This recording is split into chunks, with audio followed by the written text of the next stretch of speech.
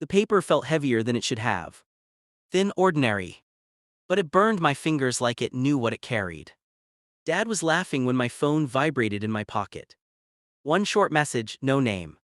He knows, or at least he thinks he does. I didn't look at the screen again, I didn't need to.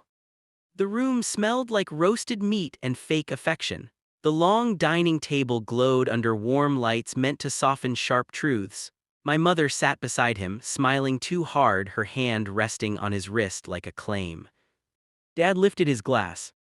"I'm proud of all my children," he said, voice booming, practiced. A pause. "Except the loser sitting at this table." Laughter erupted, chairs creaked, glasses clinked. I felt my heartbeat slow.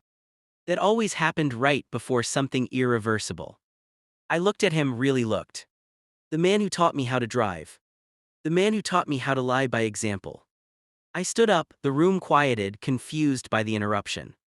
I reached into my jacket and placed the folded paper in front of him. "For you, Dad," I said.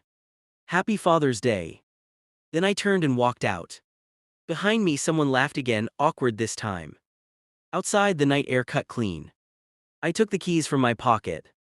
The luxury car gleamed under the driveway lights. The car asterisk I bought. Moments later, I heard the scream. It hadn't started with anger. It never does. It started with a comment from my aunt months ago, casual, thoughtless. "You don't really look like him, you know." I smiled, people always said that, genetics were funny. Then came the silence. Dad stopped asking about my work, stopped calling. Started making jokes, small ones, cutting ones. Loser. Disappointment. Mistake. I told myself it was stress, age, pride. But pride doesn't make a man look at you like a stranger who overstayed his welcome. One night I overheard him whispering to my mother. My name. Then another name I didn't recognize. I stood still in the hallway, breath shallow. Something old and buried shifted inside me. I didn't confront them. I didn't ask questions. I watched. I noticed how Mom flinched when Dad talked about blood. How he drank more. How he avoided my eyes when I walked into a room. Denial is loud when it's desperate. I kept mine quiet. I started small. Public records, dates, names. I found a man. Older, quiet life.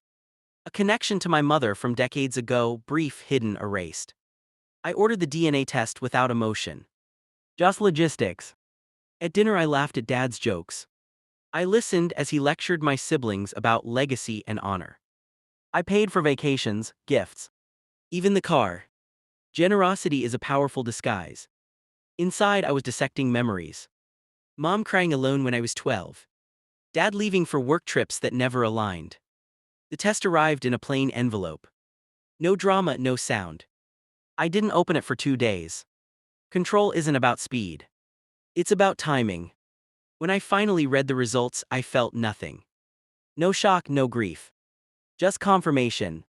I confronted my mother first. Not with questions. With the paper. Her hands shook. That was answer enough. She tried to speak, I raised a finger. "Don't," I said. My voice surprised both of us. She cried, explained, apologized. I listened like a scientist, observing a predictable reaction. Then I visited the other man. My biological father. He looked at me with recognition that felt undeserved. Hopeful, weak. I didn't stay long. Truth doesn't need company. At the dinner table, Dad unfolded the paper slowly. His smile faded line by line. The laughter died. "What is this?" he whispered. I was already outside when he read the final sentence. Probability of paternity, 0%. I unlocked the car and slid into the driver's seat. The engine purred, loyal, honest. Behind me, the front door burst open. "You." His voice cracked. Not with rage. With terror. I drove away as he stood barefoot on the driveway, holding the truth like it might explode. I didn't feel victorious. Just light. Some losses aren't tragedies. They're corrections. I blocked his number. Changed mine. Family is a contract built on honesty. He breached it first. As the city lights blurred ahead, I realized something simple and brutal. I didn't lose a father that night. I reclaimed myself.